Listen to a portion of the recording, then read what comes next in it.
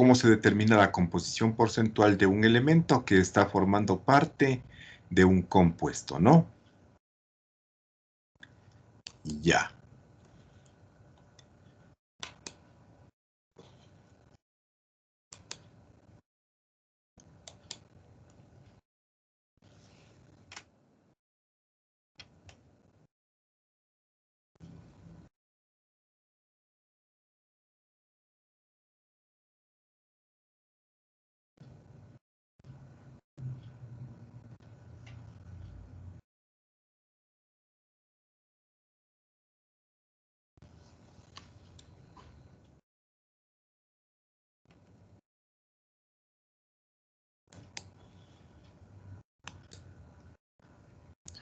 Ya, ahí pueden observar las diapositivas, ¿verdad, jóvenes?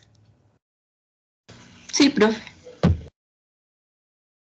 Ya, entonces, como les decía, ¿no es cierto? La composición porcentual, pues, determina el porcentaje, ¿no es cierto? El porcentaje en peso o porcentaje en masa es lo mismo de un elemento que está formando parte de un compuesto determinado. Ya. Entonces, ¿cómo se determinaría o cómo se determina la composición porcentual de este elemento en el compuesto? Pues de la siguiente manera. El porcentaje del elemento en el compuesto es igual, ¿no es cierto?, a la masa del elemento en el compuesto sobre la masa del compuesto. Y como es porcentual, es decir, por ciento, pues multiplicamos por 100, ¿no es cierto? Ya así se determina. Ya. Entonces, se puede, ¿no es cierto?, tomar como ejemplo, pues digamos, para el agua, si tomamos como base para nuestros cálculos ahora un mol de agua y queremos determinar, ¿no es cierto?, cuál es el porcentaje de hidrógeno y cuál es el porcentaje de oxígeno, pues nosotros ya fácilmente con los elementos que conocemos, pues podemos determinar, ¿no es cierto?, cuál es la masa de hidrógeno en un mol de agua, cuál es la masa de agua que corresponde justamente a un mol de agua. Y si reemplazamos, ¿no es cierto?, en la primera fórmula, aquí nos va a quedar de una forma que nosotros pues podemos simplificar ciertos elementos y pues nos va a quedar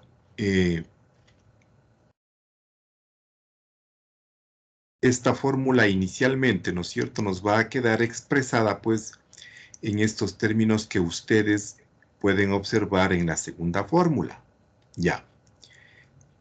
Es simplemente facilitar, ¿no es cierto?, para no estar calculando pues la masa del hidrógeno, la masa de agua, pues sino simplemente, ¿no es cierto?, podemos determinar este porcentaje del elemento conociendo, ¿no es cierto?, el número de átomos del elemento que está formando parte del compuesto, el peso atómico del elemento, ¿sí?, y eso dividido para el peso molecular del compuesto y por 100. Entonces, de esta forma, pues, se ha obtenido otra ecuación fácil de aplicar, ¿no es cierto?, pues, y que nos simplifica, pues, esta tarea de estar primero obteniendo la masa del elemento en gramos, puede ser, la masa del compuesto en gramos, sino pues simplemente, ¿no es cierto?, nosotros podemos observar la fórmula, podemos ir a la tabla periódica, consultar el peso atómico,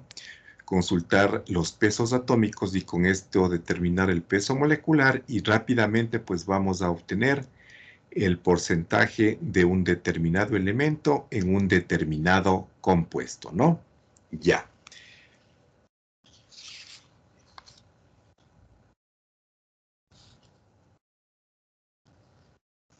Ya, entonces, aplicando, ¿no es cierto?, ya esta segunda fórmula, pues podemos determinar, ¿no es cierto?, el porcentaje de hidrógeno y el porcentaje de oxígeno en el agua.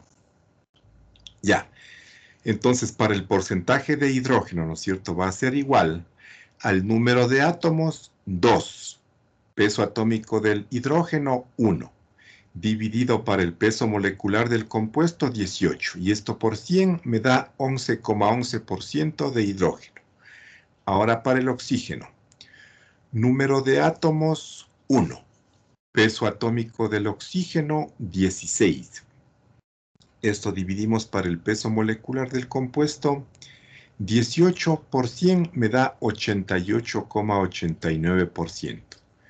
Entonces el agua, ¿no es cierto?, está formado, su composición porcentual es hidrógeno 11,11% y oxígeno 88,89%. Y así, ¿no? Podemos ir determinando los porcentajes de cada elemento en diferentes compuestos, pues simplemente conociendo la fórmula y consultando sus pesos atómicos en la tabla periódica. Lo mismo podemos hacer para el ácido sulfúrico, ¿no es cierto? H2de CO4. Podemos hacer para el cloruro de hidrógeno, HCl. Para el ácido fosfórico, H3PO4. Para el cloruro de sodio, NaCl.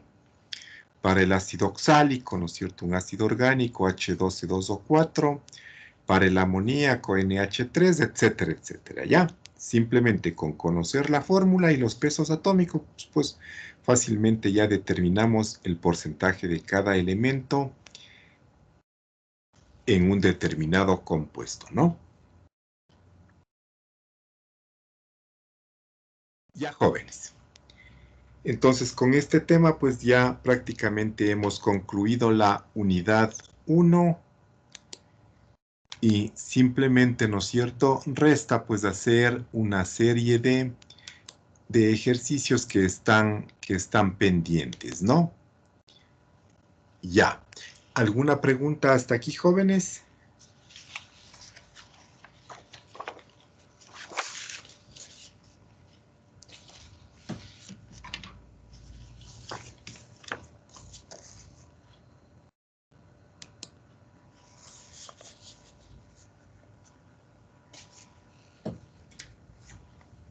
Listo. Bien. Entonces, pues continuemos, ¿no es cierto?, realizando una serie de ejercicios para consolidar estos conocimientos que hemos aprendido, ¿ya? Ya estamos trabajando, ¿verdad?, con los ejercicios de la energía, ¿verdad? Sí, profe. Sí.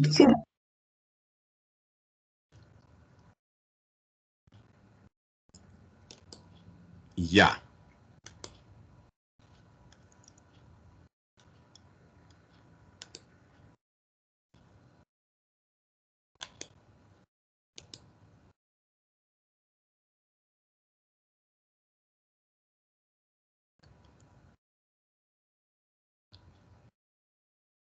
Ya, el 4 es muy interesante, jóvenes.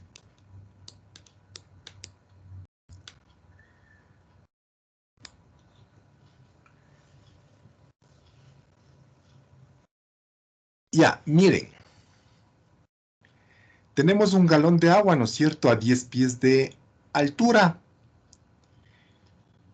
Este galón se va a vaciar, ¿no es cierto? Y la pregunta, pues, es justamente cuál es la velocidad que alcanza esta cantidad de agua en metros sobre segundo justo antes del impacto, ¿sí? Bueno, aquí pone como ejemplo, ¿no es cierto?, a un gato, que vamos a lanzar un galón de agua a un gato que está maullando, dice, ¿no es cierto?, debajo de la ventana de su recámara, ¿ya? Listo.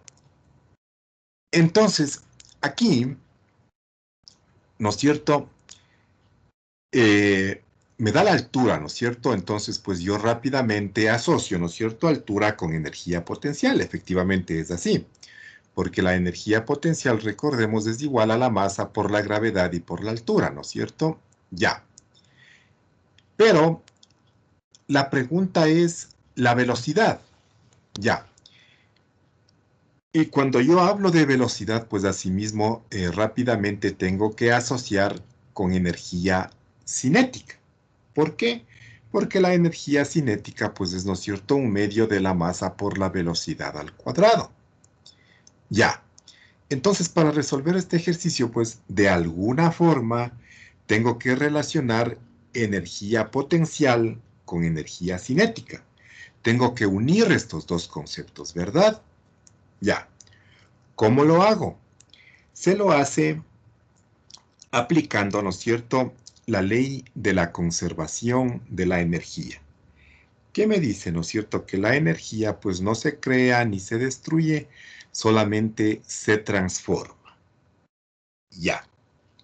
Siendo así, entonces, ¿no es cierto?, la energía total que tiene el agua cuando se encuentra, ¿no es cierto?, a los 10 pies de altura, ¿verdad?, antes de lanzarla al gato, tiene que ser igual a la energía, pues, del agua que tiene cuando llega prácticamente sobre el gato, ¿verdad? Ya. Entonces, la energía en el punto 1 llamemos los 10 pies de altura, ¿no es cierto? La energía total en el punto 1 es igual a la energía total en el punto 2. Y ahí pues vamos a tener, ¿no es cierto?, que identificar qué tipos de energía tenemos en el punto 1 y qué tipo de energías tenemos en el punto 2. Vamos a ver qué energías pues corresponden a 0, qué energías se mantienen. Y pues de esa forma, ¿no es cierto?, vamos a obtener una expresión en donde relacione pues la altura, es decir, la energía potencial, con la velocidad, es decir, la energía cinética. Ya. De la siguiente manera, ¿no es cierto?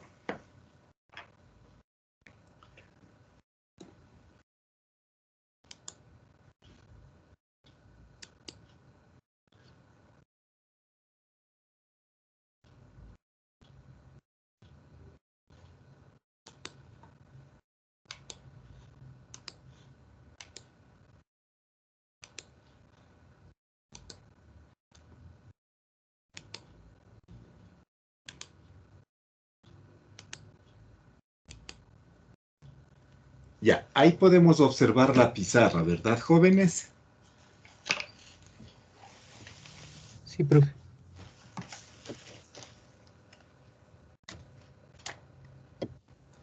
Profe, Ya, una pregunta. dígame. Sale 7,73 metros sobre segundo. Sale 7,73, permítame le reviso.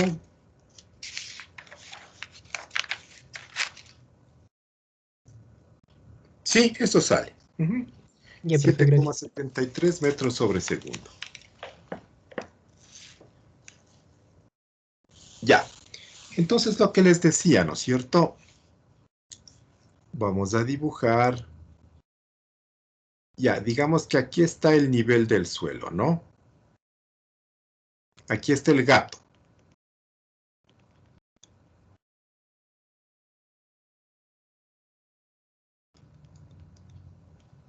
Ya.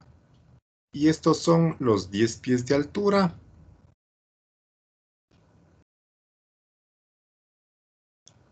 Ya, estos son 10 pies, dice, ¿no es cierto? Sí. Ya, 10 pies.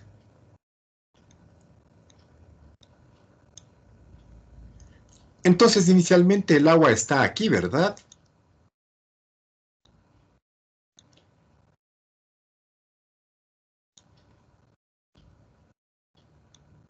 Aquí está el agua antes de lanzarla al gato. Está en el punto 1. Y esta agua, ¿no es cierto?, va a llegar acá al nivel del suelo donde se encuentra el gato en el punto 2. ¿Ya? Entonces, lo que les decía es que la energía en el punto 1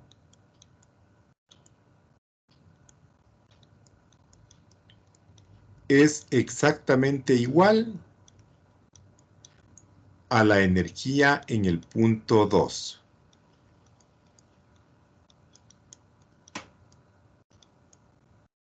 Ya. cualquier sistema, ¿no? En este caso estamos particularizando un sistema agua, ya. Pero para cualquier sistema, ¿no es cierto? Cualquier sistema tiene tres componentes de energía. Justamente la cinética, la potencial y la energía interna. Ya. Nosotros por esta vez la energía interna no lo vamos a tomar en cuenta porque todavía no la hemos estudiado y además la energía interna para este caso se mantiene. ¿Por qué? Porque el agua, ¿no es cierto? No es que al lanzarlo de 10 pies de altura pues ya se transformó en vapor o se hizo sólido o se transformó en otras sustancias, ¿no es cierto? No le pasó prácticamente nada al agua, entonces la energía interna se va a mantener, ¿ya? Entonces, por estas dos razones, pues nosotros no vamos a considerar la energía interna, pero estrictamente hablando hay que considerarlo, ¿ya? Entonces, en el punto 1, ¿no es cierto? El agua tiene energía cinética en el punto 1 más la energía potencial en el punto 1. En el punto 2 del agua, asimismo, ¿no es cierto?, tiene energía cinética en el punto 2 más la energía potencial en el punto 2. Ya. En el punto 1, ¿cuál es la energía cinética del agua? Antes de lanzar. 0. 0. 0. Porque la velocidad es 0. Ya. ¿En el punto 1 tiene energía potencial el agua? Sí. Sí, ¿verdad? Ya. Ahora me voy al punto 2. ¿Tiene energía cinética en el punto 2 del agua? Sí. Sí, ¿verdad? ¿Potencial? No. No. Ya. Entonces ahí está justamente, miren, jóvenes. Entonces la energía potencial del agua en el punto 1 es igual a la energía cinética del agua en el punto 2. Ya. Entonces, ¿no es cierto? Masa del agua, gravedad, 10 pies, es igual a 1/2 de la masa del agua, ¿verdad? Por la velocidad en el punto 2, pongámosle Z1, haciendo referencia al punto 1, ¿ya? Entonces, masa y por la velocidad en el punto 2 al cuadrado. Ya, entonces de aquí despejemos la velocidad y veamos cuánto nos sale, ¿ya?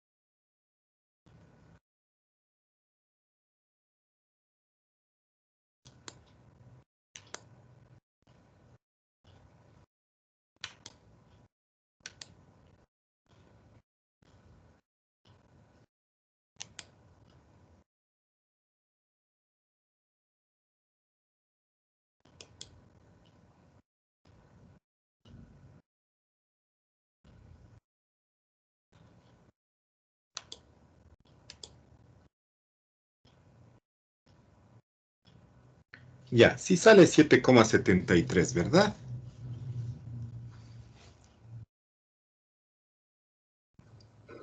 Sí.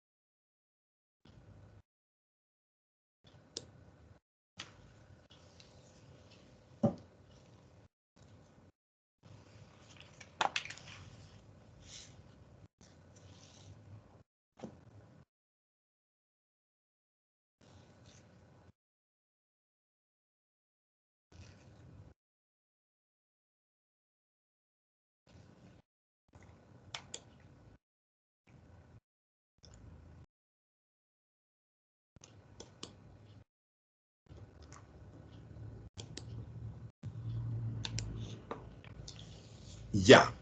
El ejercicio 5 ahora, jóvenes, ¿sí? Básicamente, pues este ejercicio trata, ¿no es cierto?, sobre la energía potencial. Lo importante aquí es darse cuenta de lo siguiente.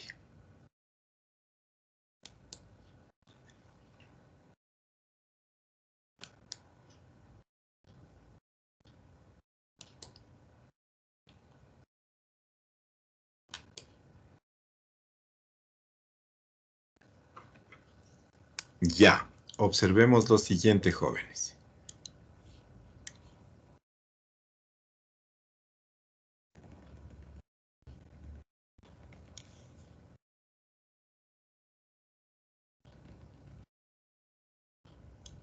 Ya. Miren, la densidad, ¿no es cierto? La densidad es igual a la masa sobre el volumen. Si a esta ecuación lo escribo de la siguiente forma, pues no pasa nada.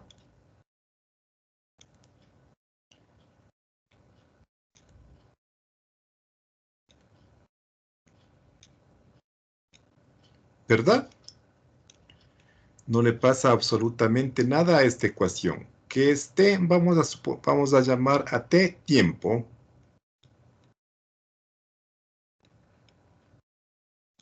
Ya, hecho así, pues no he alterado en nada esta ecuación, ¿verdad? Ya. Pero ahora, ¿qué es la masa sobre el tiempo? La masa sobre el tiempo es el flujo másico. Y se expresa así, con un puntito sobre la letra m. ¿Y qué es el volumen sobre el tiempo? Es el caudal, es decir, es el flujo volumétrico. Y se expresa asimismo la V con un punto. Entonces, la densidad también se lo puede encontrar pues dividiendo el flujo másico para el flujo volumétrico. Ya. Esto mismo yo puedo hacer ahora para la energía cinética o potencial. En este caso nos interesa la energía potencial, ¿no es cierto? Yo conozco que la energía potencial es la masa por la gravedad y por la altura. Igual, ¿no es cierto? A esta ecuación, si yo le divido para el tiempo, pues no pasa nada si yo hago así.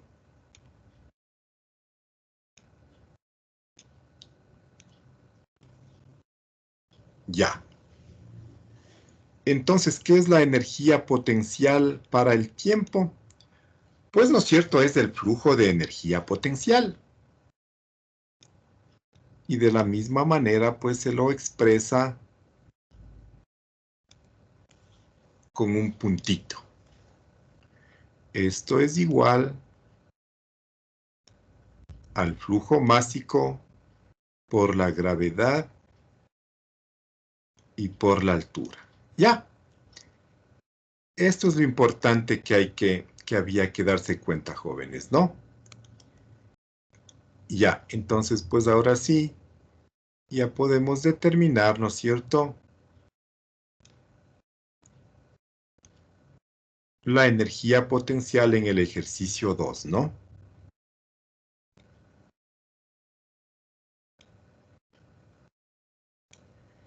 Ya.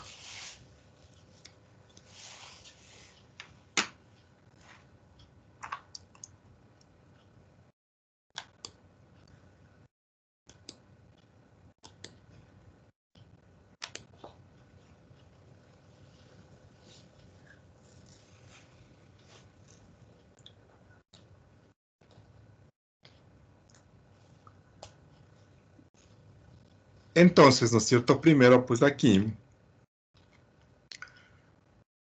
como conozco el flujo volumétrico, el caudal, ¿no es cierto? 10 a la quinta metros cúbicos por hora. Si multiplico por la densidad del agua, asumiendo que la densidad del agua es 1, pues fácilmente voy a obtener el flujo másico, ¿verdad? Ya tengo el flujo másico. Y ya, pues ahora sí puedo determinar, ¿no es cierto?, el flujo de energía potencial, porque tengo toda la información, ¿ya?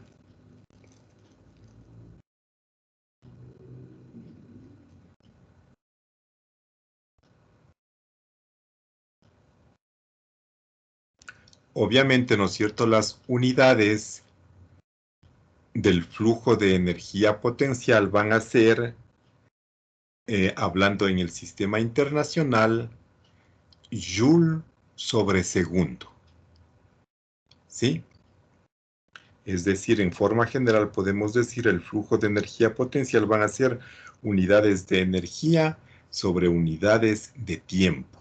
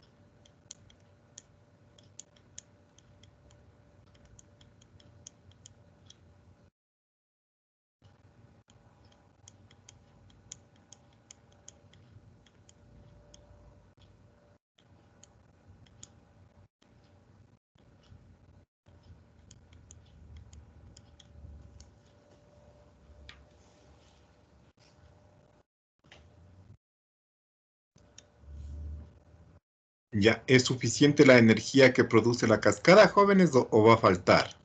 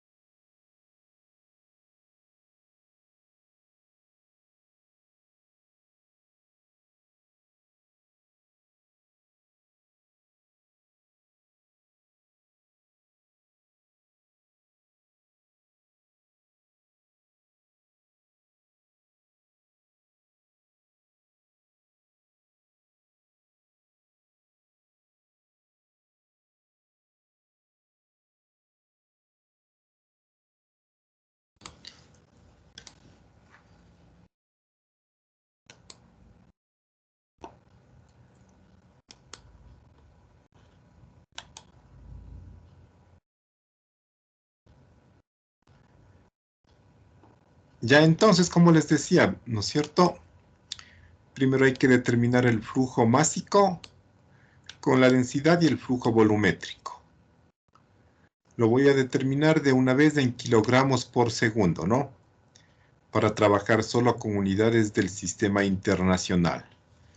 Entonces el flujo másico dice que es 27.778 kilogramos de agua cada segundo.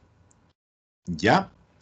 Y ahora sí, ¿no es cierto? Ya tengo la energía, ya tengo el flujo másico. Puedo determinar la energía potencial, el flujo másico, la gravedad y la altura. Ya. Entonces, la energía que produce, ¿no es cierto?, el agua de esa cascada, pues es 2,04 por 10 a la 7 joules sobre segundo. Un poco para hacer más manejable las unidades, les voy a transformar a kilojoule, entonces sería 20.417 kilojoule cada segundo. Pero yo no necesito saber, ¿no es cierto?, cuánta energía se genera cada segundo, sino cada semana. Ya. Entonces simplemente, ¿no es cierto?, transformo las unidades. Una hora 3.600 segundos, un día 24 horas, una semana 7 días. Nuevamente voy a pasar a joules por las unidades nada más. Y yo sé, ¿no es cierto?, que un joule equivale a 2,778 por 10 a la menos 7 kilovatios hora.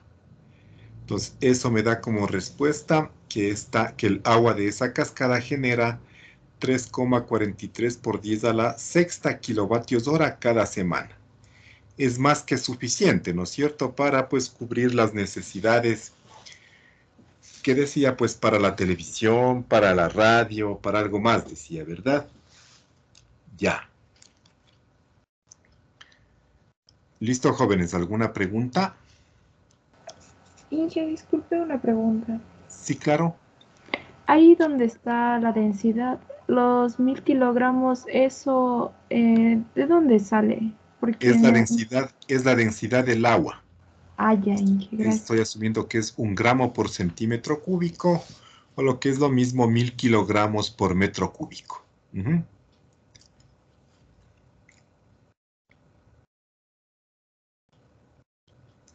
¿Algo más, jóvenes?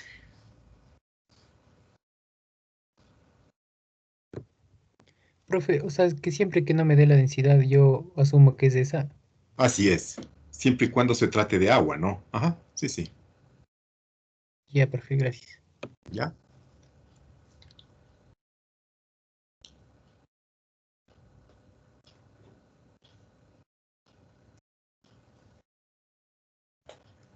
Ya, jóvenes, ¿algo más?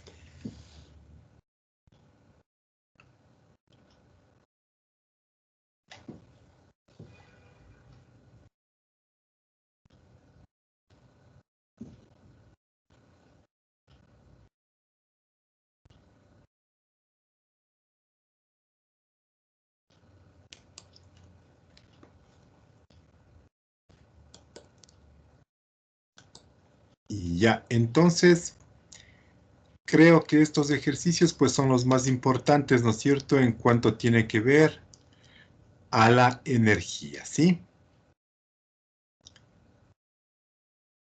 Y ya.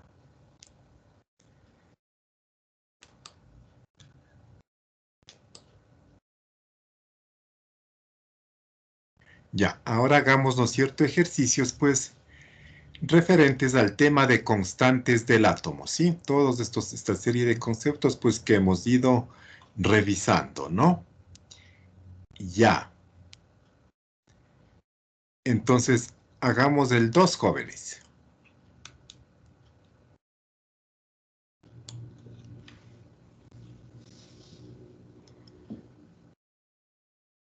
Ya, entonces me da, ¿no es cierto?, pues los pesos atómicos de los isótopos de cloro, el cloro 35 y el cloro 37. Y miren, ¿no es cierto?, pues prácticamente como el número de masa, que es el 35, se aproxima bastante bien, ¿no es cierto?, al peso atómico. Es más, hay ciertos ejercicios en los cuales no nos dan esta información, ¿no es cierto?, 34,9689 y 36,9659. Si no nos dan esta información, pues prácticamente nosotros vamos a asumir que el peso es 35 y es 37, ¿no? Si no nos dieran esa información, ¿ya? Entonces tengo dos isótopos de cloro, me dan los pesos de cada uno de estos isótopos y me da el peso atómico promedio del cloro, ¿no? El que se encuentra en la tabla periódica, 35,4527. Con esta información me pregunta cuáles son los porcentajes, ¿no es cierto? El porcentaje de abundancia de cada isótopo de cloro en la naturaleza. Eso me pregunta, ¿ya? Eso hagamos.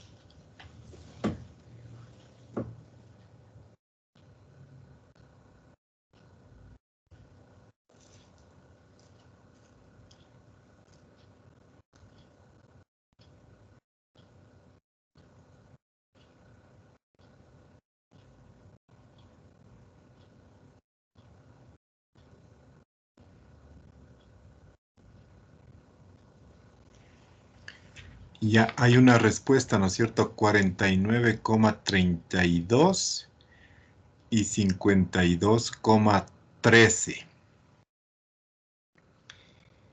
Ya. Observemos.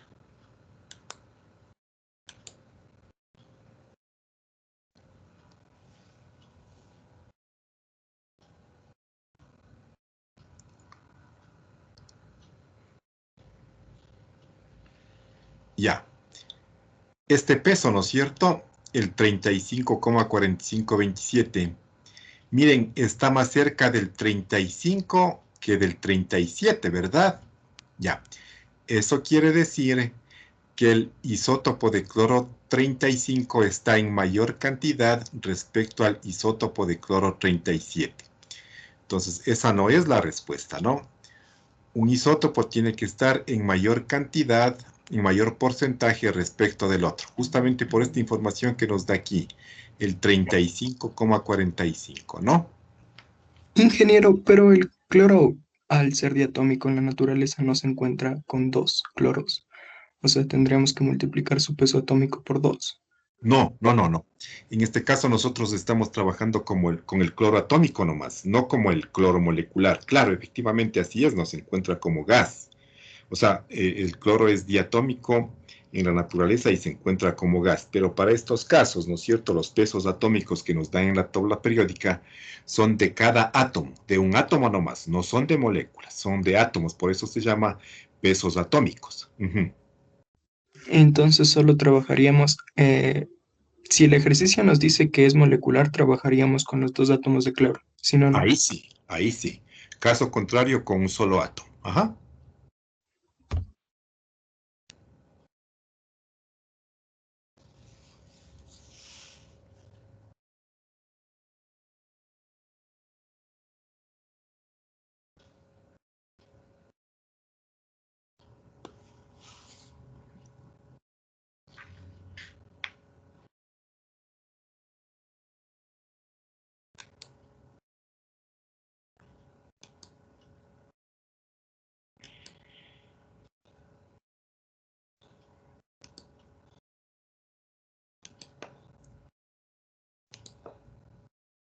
Entonces, es bastante sencillo, ¿no es cierto? Simplemente, pues, no hay que equivocarse en el momento de resolver este sistema de ecuaciones, ¿no es cierto? Justamente una ecuación, la primera ecuación es esta, ¿no es cierto? La del peso atómico promedio. Ya tengo el peso atómico promedio, tengo el peso atómico del isótopo 1, el peso atómico del isótopo 2, divido para 100 y ya tengo, ¿no es cierto? Una ecuación con dos incógnitas, X1 y X2, el porcentaje del isótopo 1 y el porcentaje del isótopo 2. ¿Cuál es la otra ecuación? Esta, ¿no es cierto? X1 más X2 tiene que darme 100. Entonces, miren, el isótopo 1, ¿no es cierto? El porcentaje de abundancia del isótopo de cloro 35 es 75,77. Y el del isótopo 2 del cloro 37 es 24,23. Y sí tiene razón, mire, por lo que les decía. Miren, el peso atómico promedio, ¿no es cierto?, está más cerca del 35 que del 37. Entonces, el isótopo de cloro 35 tiene que haber en mayor cantidad respecto al otro isótopo. 75-25 prácticamente, ¿no? Ya. Así es, jóvenes.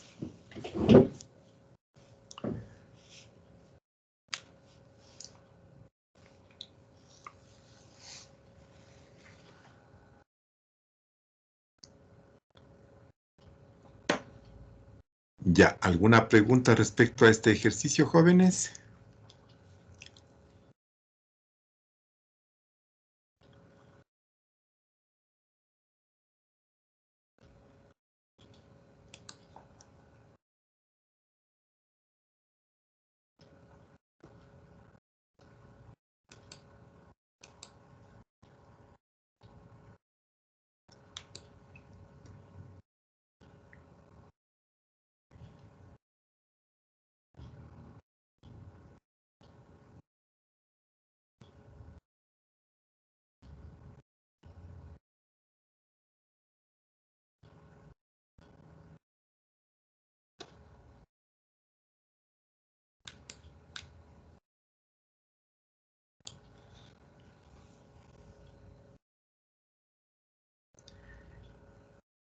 Ya, hagamos el 4, ¿no es cierto? Este sí, pues ya debemos calcular los átomos gramos, ya de aquí en adelante los ejercicios, ¿no? Son pues para determinar átomos gramos, mol, etcétera, etcétera, ¿no? Y ya, entonces me da 0,0382 átomos gramos de zinc. Me da el peso atómico del zinc 65,4. Determine, dice, el número de átomos que existen en estos átomos gramos y además la masa también en gramos. Ya, jóvenes.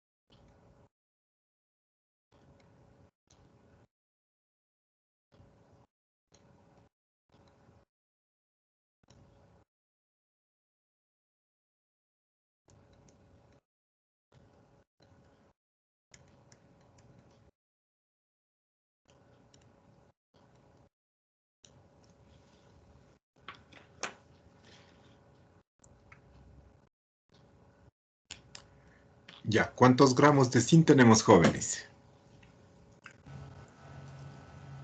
2,30 por 10 a la 22. Ya, esos son los átomos, ¿no? Y los Sí. gramos, la masa de zinc. 24,98. No.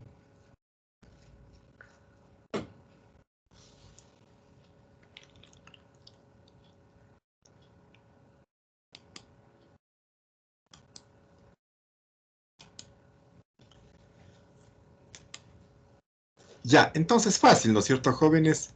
Tengo esta cantidad de átomos gramos de zinc, 0,0382. Entonces utilizo el peso atómico como factor de conversión, ¿no es cierto? Un gramo de zinc, o al revés, 65,4 gramos de zinc, pues es un gramo de zinc. Y ya tengo, ¿no es cierto? 2,5 gramos de zinc. Ya, y ahora los átomos de igual manera. Parto de los átomos gramos. Yo sé que un gramo de zinc contiene 6,022 por 10 a la 23 átomos. Eso me da 2,3 por 10 a la 22 átomos. Bastante simple, ¿no?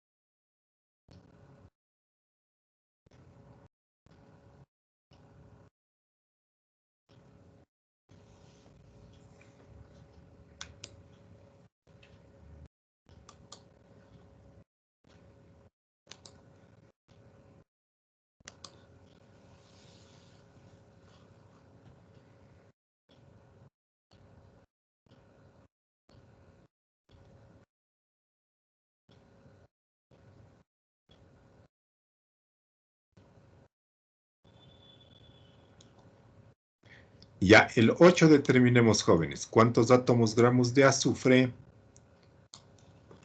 ¿Cuántos átomos gramos de azufre están presentes en 15 moles de sulfato de oro 3? O sulfato áurico, ¿no? Ya.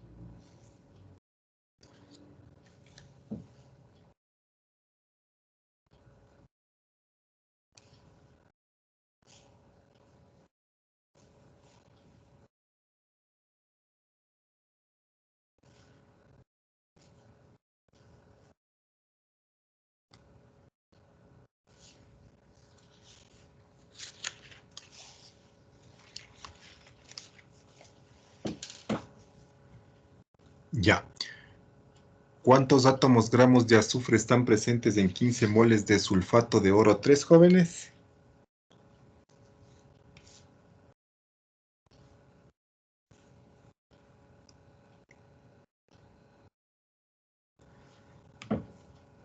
¿Está difícil?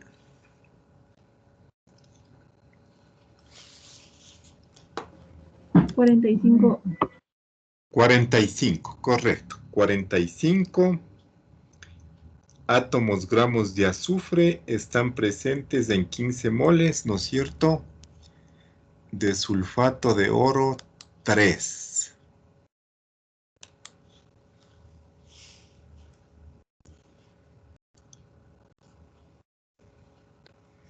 Entonces, ¿no es cierto? Tengo 15 moles de sulfato de oro 3.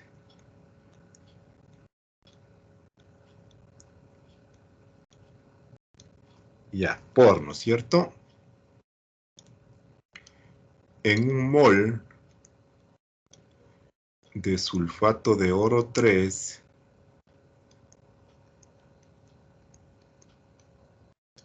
existen ¿cuántos átomos gramos de azufre? 3 por 1, 3.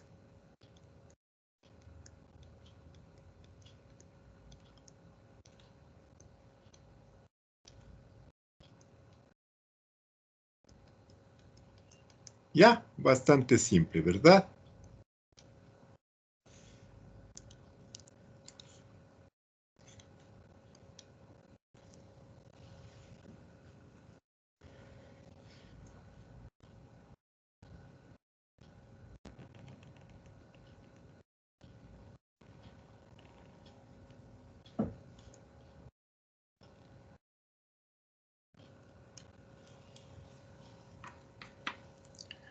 Ya, jóvenes, ¿sí está claro esta parte?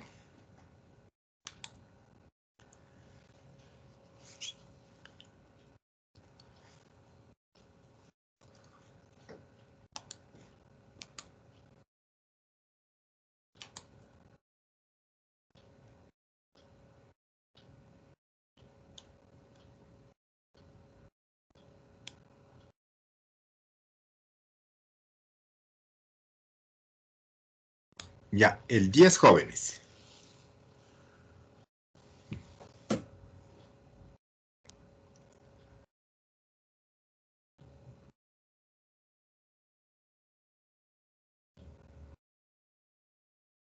Ya nos pide, ¿no es cierto?, determinar, pues, el peso atómico del estaño utilizando como información el peso atómico del cloro, ¿no? Pues evidentemente no vamos a ir a la tabla periódica y leer el peso atómico del estaño, ¿no?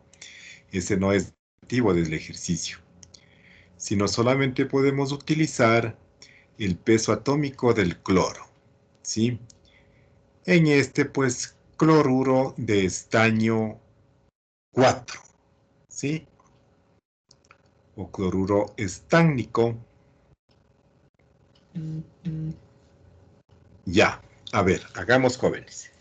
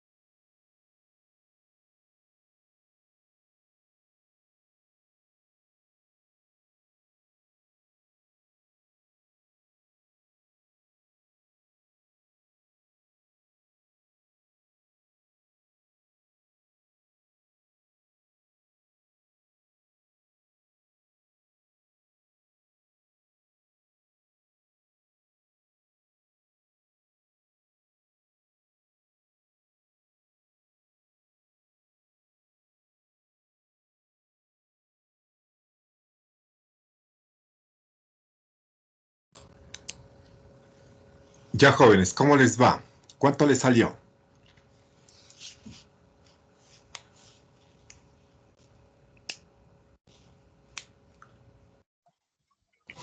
Sale Era 29. 18.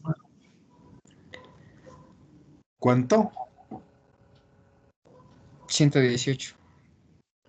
118,65, ¿no? Ya, jóvenes. Entonces ahí nos vamos a quedar. La próxima clase pues lo vamos a resolver para que vean que es bastante simple, la verdad. Y entonces con ustedes nos vemos mañana, ¿verdad? Mañana a las 9 en el laboratorio, ¿sí? Ya, jóvenes, eso sería todo por el día de hoy. Que tengan un buen día. Hasta luego, profe. Hasta luego, profe.